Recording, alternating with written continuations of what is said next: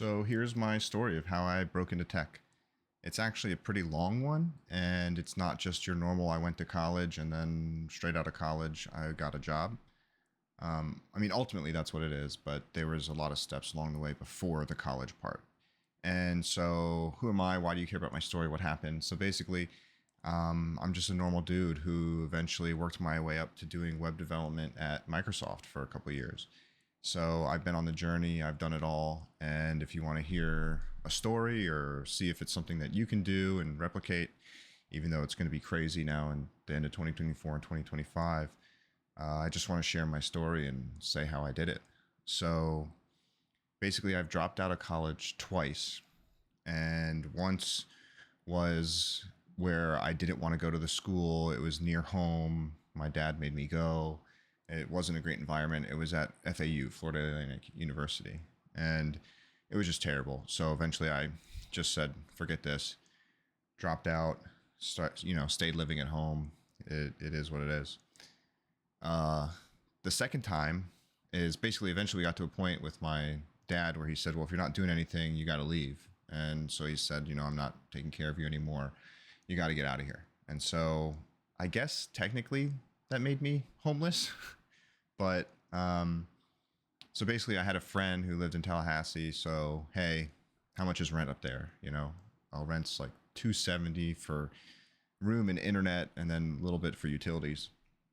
Okay, cool. I can come up there. I have some cash. I could afford rent for a couple months and then I'll find a job eventually.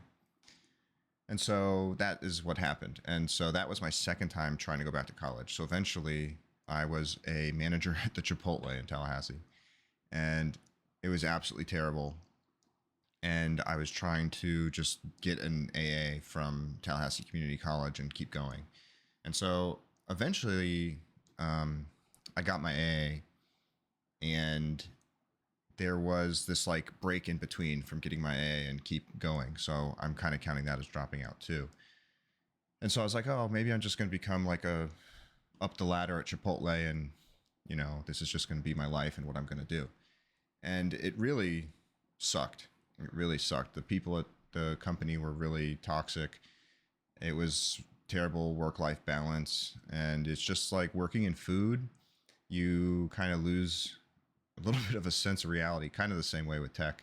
But the culture is very much like partying and going out and just kind of not ever really like truly relaxing. So there was a Wednesday night where we were out drinking, and I remember being at the bar and looking across and just seeing someone so much older than me, and they were out drinking on a Wednesday, and I was like, man, this is my future. Like this is going to be me. And it really kind of hit me hard. It finally kind of sunk in. I think at the time I was like 24, and so it really, really sunk in. And that next day, no, and I stopped drinking that night. It kind of hit me that hard, like where I was just like, guys, I think I'm going to go home. And so the next day I applied to UCF and FSU, and UCF is always where I wanted to go. And so that first time when my dad made me go to FAU, I was so disappointed. I always wanted to go to UCF. And it's funny, getting this far along in life, I realized I could have just done it. I didn't need anything from anybody. I could have just done it. I went to UCF. I was there for 3.5 years because of some of my AA credits carrying over. I took summer classes and just tried to get through it as fast as I can. And I was just head down, the whole time, really focused on learning. There's a point where I was coding like 60 hours a week, just learning how to code in C, just coding and coding and coding, doing assignments, perfecting the assignments. Like, they had a really good culture there. But so my first job in tech technically was being a TA at UCF. So I was a TA while being an undergrad. And so pretty much I would take the class and then apply to be a TA. And then the next semester I would teach it.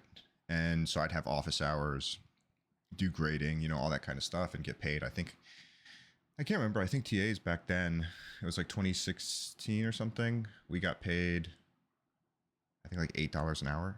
Or no, before that, it was like 2014. $8 to $10 an hour. I forget what it is. Anyway, so that was my first actual, I'm counting that as like a job in tech. And so I did that, and then I learned about the internship office. And so we had this great internship program at UCF, and it kind of trickled down into tons of other programs. And so basically, however they would get funding, there would be a program, and it would be like, hey, we're going to sponsor 50 students. And so companies would come and go, hey, like technically, and the intern's free for us because you're sponsored. And so it drew in a lot more companies being interested in giving sponsorships. So I got into one of these programs, and the first like two companies I think that I ended up getting placed at were absolutely terrible. One of them was like this guy trying to do like augmented reality advertising, like in stores. And, it kind of sounds better now than it did however many years ago, 10 years ago. But he would have us do some work and then claim we didn't do it to the office and try not to pay us and all this. So it was like two different internships that kind of had that same vibe until I found the third one. And the third one was a startup, and they did like multifamily stuff, which basically means like apartment complexes. So it's like software that you could just manage the whole apartment complex from the software. And I got hired as a back-end developer for that team. And I got in because one of the other interns was one of my students from when I was being a TA. And so I got in as a back-end developer. I was doing Rails. I made an admin panel that would like let you as the admin log in as one of the users without having to type their password and like literally be them and see what their bugs were and what their issues were. I owned all the data migrations and a lot of the stuff in the database. Like it was an amazing time being at that internship. I think from being treated like a dev from day one and not an intern, I grew. That's the most I grew in 9 months, was being at that internship. And that was really when I broke into tech, was that internship offered me a full-time position. And so that's when I was like, man, a couple of years ago, I had nothing. And now I'm getting an offer and I'm making real money. And my quality of life went up like so much just from that one thing, like finally making it, being the TA, studying for 60 hours a week, just coding, getting into the internship and just like breaking through. And so, like I said, I was a little older. So I think that finally happened when I was like 27 is when I graduated and was working full time. I was a software developer. I was growing. I was getting other offers. Everything was just getting better and better and better. And, this was Orlando, Florida. So it wasn't like the hottest tech scene, but like it was pretty good. And so basically like the internship program at UCF is what got me to where I was hireable and started my future. And basically on top of that though, what I'm saying is however you learn to code and however you decide to break through, there's going to be a point where you're going to spend a couple years just coding. If you're going to be a developer, you're just going to have to do it however you do it. And it's going to be a lot of time. And it's going to be hard, I think, now because all the AI tools, it's so easy just to kind of like get something that works, even if you don't understand it. Whereas before, when you're like learning to code, especially in C, it's just like banging your head against it until you understand what's going on and making it work. And back then, that was like, I was on Linux with whatever the text editor was, and just like saving in a plain text editor and running from the command line. There wasn't even any like, hey, we already know this is wrong kind of stuff. And so I'm actually skipping ahead of one of the best parts of the story. So while I was a TA and while I had my internship, I still was working I was working between full and part-time, between 20 and 40 hours a week at a Smoothie King.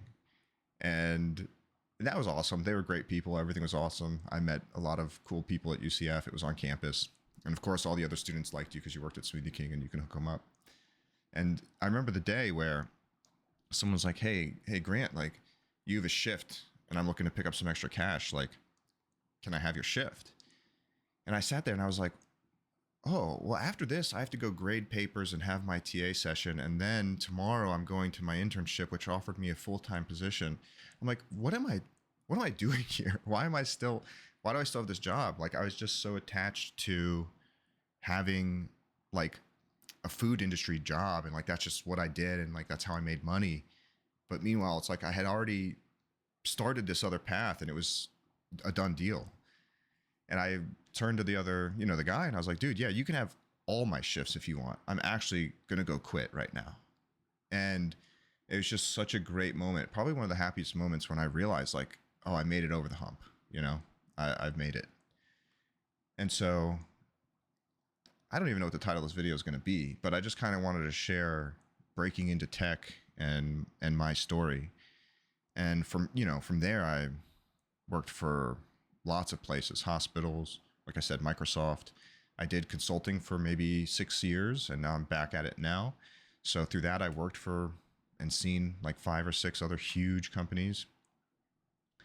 And it's been a very good career. And so there's tons of other things about tech that I would like to talk about, especially like just how COVID's been for all of us and how it's changed us, and how I think it's been harder to kind of just be a person after working from home and programming, and just like what it does to your brain and how you change things. So that's probably going to be my next video.